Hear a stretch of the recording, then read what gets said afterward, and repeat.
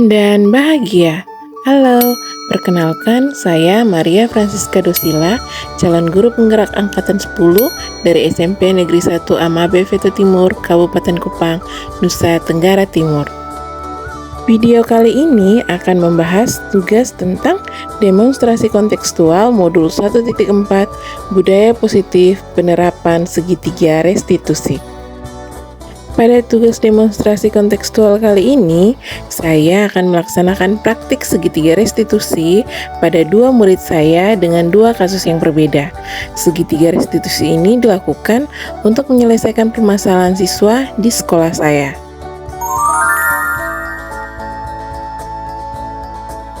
Restitusi adalah proses menciptakan kondisi bagi murid untuk memperbaiki kesalahan mereka sehingga mereka bisa kembali pada kelompok mereka dengan karakter yang lebih kuat. Restitusi juga merupakan proses kolaboratif yang mengajarkan murid untuk mencari solusi untuk masalah mereka dan membantu murid berpikir tentang orang seperti apa yang mereka ingin menjadi, tujuan mulia, dan bagaimana mereka harus memperlakukan orang lain. Diane Goshen telah merancang sebuah tahapan untuk memudahkan para guru dan orang tua dalam melakukan proses untuk menyiapkan anaknya untuk melakukan restitusi bernama segitiga restitusi atau restitution triangle. Ada 3 tahapan restitusi, yaitu yang pertama adalah menstabilkan identitas, yang kedua adalah validasi tindakan yang salah, dan yang ketiga adalah menanyakan keyakinan. Mari kita lihat bagaimana 3 tahapan ini terjadi. Yang pertama, tahap menstabilkan identitas. Bagian dasar dari segitiga bertujuan untuk mengubah identitas anak dari orang yang gagal karena melakukan kesalahan menjadi orang yang sukses. Anak yang melanggar peraturan karena sedang mencari perhatian adalah anak yang sedang mengalami kegagalan. Dia mencoba untuk memenuhi kebutuhan dasarnya, namun ada benturan. Kalau kita mengkritik dia, maka kita akan tetap membuatnya dalam posisi gagal.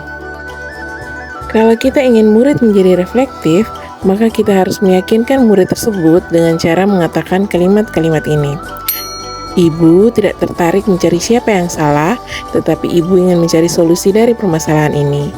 Setiap orang pasti pernah melakukan kesalahan. Kamu bukan satu-satunya yang pernah melakukan ini. Tahapan yang kedua yaitu validasi tindakan yang salah. Setiap tindakan kita dilakukan dengan suatu tujuan, yaitu memenuhi kebutuhan dasar. Kalau kita memahami kebutuhan dasar apa yang mendasari sebuah tindakan, kita akan bisa menemukan cara-cara paling efektif untuk memenuhi kebutuhan tersebut.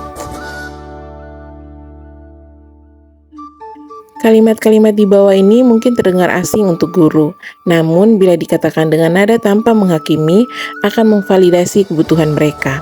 Kamu tentu punya alasan kenapa kamu melakukan itu. Kamu patut bangga pada dirimu sendiri karena kamu telah melindungi sesuatu yang penting buatmu. Kamu boleh mempertahankan sikap itu, tetapi kamu harus menambahkan sikap yang baru. Tahapan yang ketiga yaitu menanyakan keyakinan. Teori kontrol menyatakan bahwa kita pada dasarnya termotivasi secara internal. Ketika identitas sukses telah tercapai dan tingkah laku yang salah telah divalidasi, maka anak akan siap untuk dihubungkan dengan nilai-nilai yang dia percaya dan berpindah menjadi orang yang dia inginkan. Pertanyaan-pertanyaan di bawah ini menghubungkan keyakinan anak dengan keyakinan kelas atau keluarga. Keyakinan kelas apa yang telah kita sepakati? Apa yang kita percaya sebagai kelas atau keluarga? Kamu ingin menjadi orang seperti apa?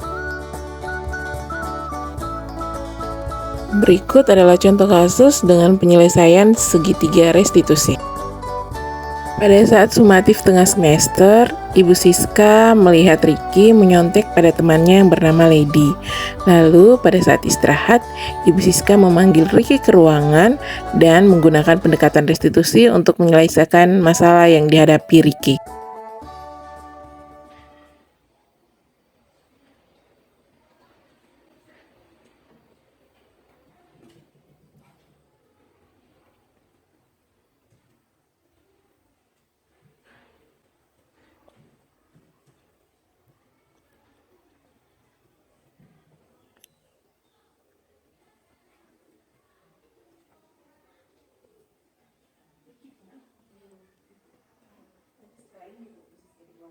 Ya. Yang lain tetap lanjut kerja ya.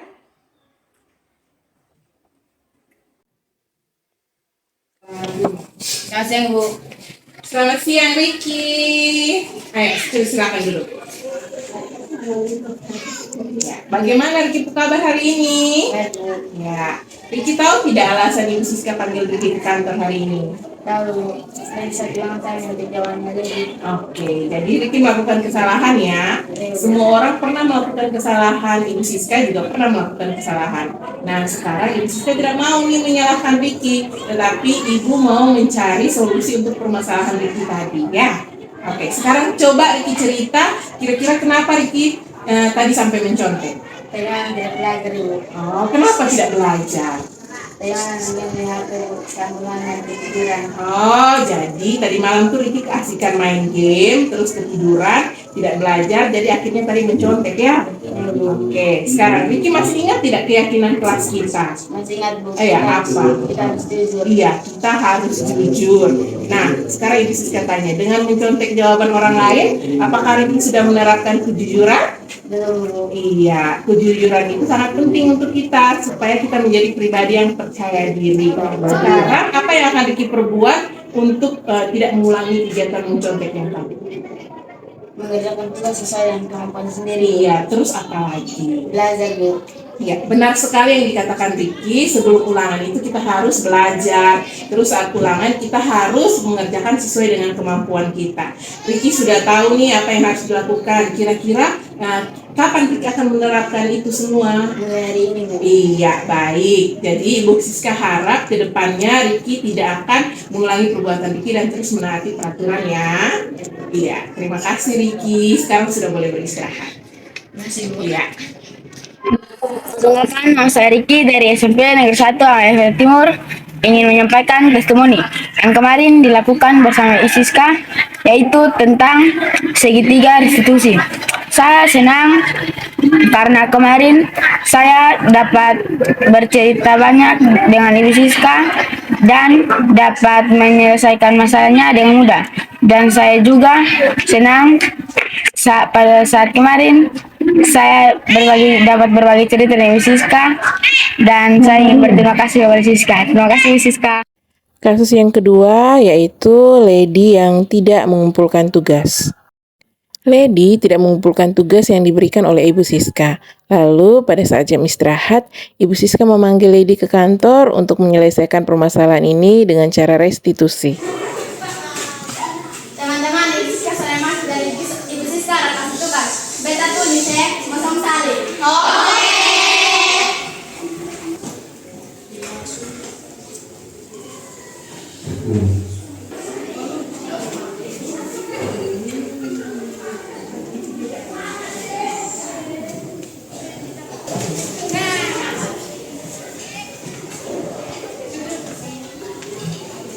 Teman-teman, sudah selesai kok? Sudah.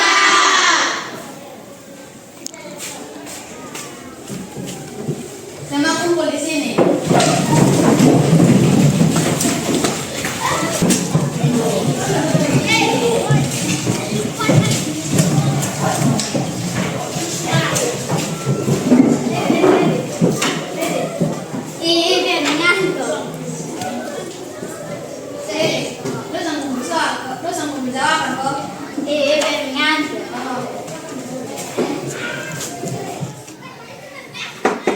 Permisi Bu Siska. Iya, silakan Lady.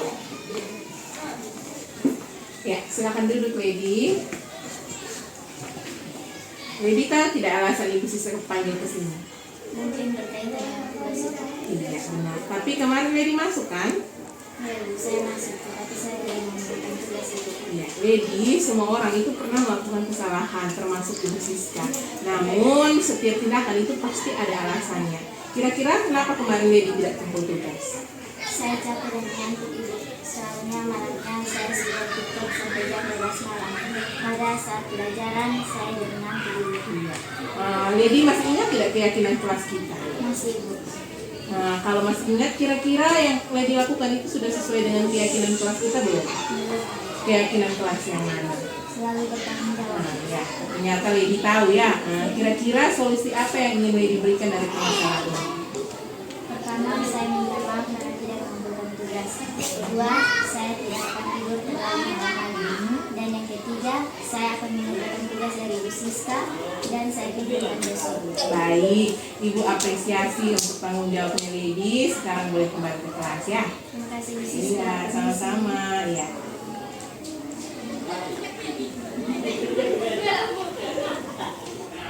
Saya Lady Krisela Anandrinama dari SMP Negeri 1 Amabi Efeto Timur akan menyampaikan testimoni untuk kegiatan yang sudah saya lakukan bersama Ibu Siska.